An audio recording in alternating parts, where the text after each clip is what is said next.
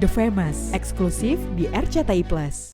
Adalah rasa kekhawatiran, ada rasa takut sebagai istri gitu kan, apalagi aku merasa aku juga baru kehilangan janin aku, Mas Vicky juga, kita sekeluarga juga dalam keadaan duka. Selain itu juga papanya Mas Vicky itu baru meninggal juga, sekarang harus menghadapi hal seperti ini gitu.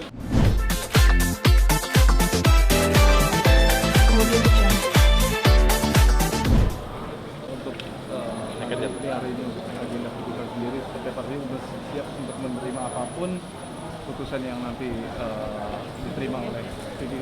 Insya Allah siap. Dari kemarin aku juga udah bilang sama suami aku, kayak bertanya sama beliau, yang gimana sih menurut kamu, jujur ya, putusan besok apa ya yang ya aku tanya sampai, karena adalah rasa kekhawatiran, ada rasa takut sebagai istri gitu kan, apalagi aku merasa aku juga baru kehilangan janin aku, Mas Vicky juga, kita sekeluarga juga dalam keadaan duka. Selain itu juga papanya Mas Vicky itu baru meninggal juga, sekarang harus menghadapi hal seperti ini gitu. Jujur di satu sisi bukan karena aku istrinya Vicky Prasetyo, tapi karena aku merasa bahwa beliau tuh adalah orang yang sangat kayak apa ya, kuat banget lah untuk menghadapi segala macam gitu. Dan seperti aku bilang sebelumnya bahwa kasus ini, jika dalam kasus ini suami aku tuh nggak bersalah, jadi dalam membuktikan bahwa kebenaran apapun nanti keputusannya ya udah gitu, tapi yang pasti suami aku berdiri di jalur yang benar. Cara menguatkannya sendiri artinya apa dari Mbak Alina sebagai seorang itu yang selalu mendampingi terus perjuangan Vicky sendiri seperti apa? Setiap manusia dibilang akan mendampingi dalam keadaan senang, itu siapa sih yang nggak mau, tapi dalam mendampingi dalam keadaan susah, itulah yang nggak semua orang bisa gitu. Dan insya Allah aku bisa mendampingi suami aku dalam keadaan apapun, selama kita bisa saling sama-sama lah ya gitu. Dan juga sampai saat ini aku masih bisa mendampingin beliau karena aku tahu beliau nggak salah untuk hal ini. Berapa positif ini juga dari bisa dibilang bertubi-tubi ujian yang dia terima, dari kehilangan babynya, kehilangan ayahnya, kondisi ini dia masih ya hatinya mendengarkan Tuhan itu tidak akan memberikan hambanya melebihi di batas kemampuan hambanya. Dan aku percaya suami aku, kita semua itu adalah orang-orang terpilih yang bisa menghadapi segala macam ujian dalam hal apapun gitu. Jadi Tuhan itu yakin kalau kita bisa menghadapi semuanya. Dan sekarang insya Allah apapun seperti yang tadi saya bilang, keputusan apapun insya Allah kita siap gitu. Kita siap. Ya manusiawi lah ya, ada rasa takut, ada rasa gimana, cuma balik lagi ya kita harus hadapin gitu, kita harus hadapin. Vicky mencurahkan apa sih ke Mbak Alina untuk bisa menghadapi masalah ini semua?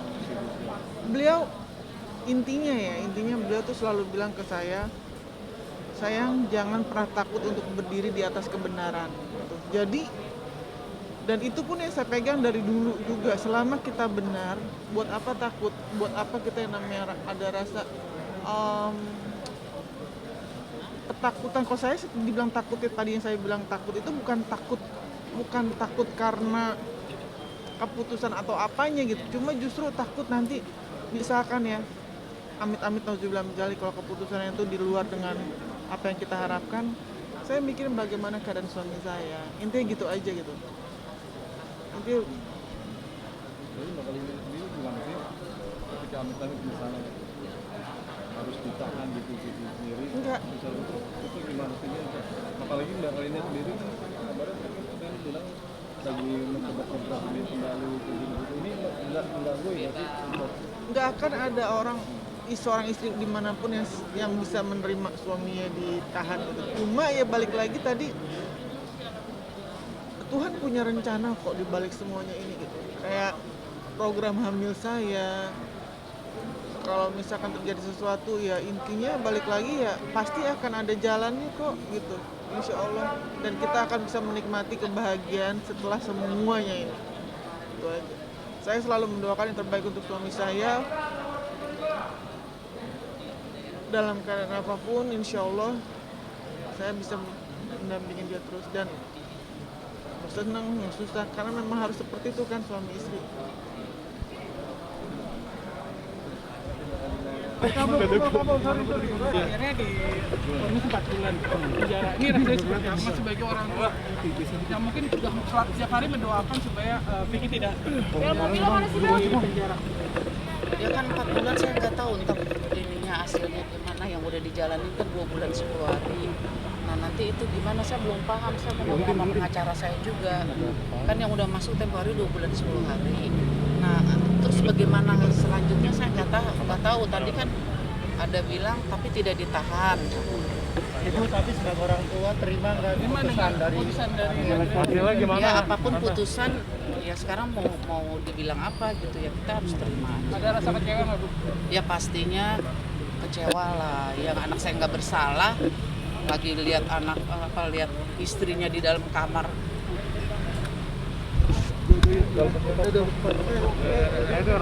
Tepi. Sorry.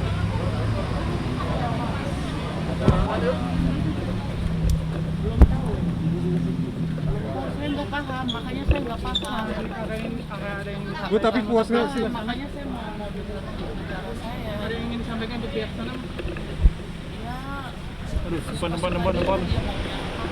Tadi Kalina sempat menangis mungkin.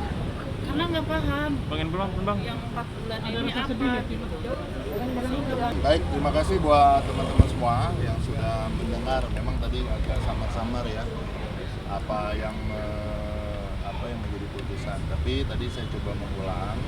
Klien kami diputuskan, dinyatakan bersalah, kemudian diberikan hukuman 4 bulan penjara dan denda Rp5.000. Itu yang yang sudah diputuskan oleh hakim. Pertama, kami mengucapkan terima kasih buat majelis hakim yang sudah memberikan putusan, dan kepada jaksa penuntut umum juga yang sudah bersidang bersama kami hampir 1 tahun lebih. Dan tentunya ini perjalanan panjang, walau bagaimanapun hakim sudah memutuskan, dan kami tadi ditanyakan apakah akan melakukan upaya hukum lain, apakah akan melakukan banding, dan pikir-pikir. Kami memutuskan untuk coba berpikir dulu apa yang akan kami lakukan selanjutnya selama 7 hari ke depan. Dan tentunya kami akan berkonsultasi juga dengan jaksa penuntut umum mengenai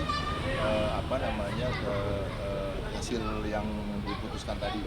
Nah, oleh karena itu sekali lagi saya ucapkan juga terima kasih buat teman-teman wartawan masyarakat Indonesia yang selama ini sudah menunggu hasil akhir daripada sidang. Walau bagaimanapun kami memiliki kewajiban untuk menyampaikan bahwa apa yang sudah kami argumentasikan menjadi sebuah fakta hukum yang tidak terbantahkan, bahwa memang seorang Vicky Prasetyo menjadi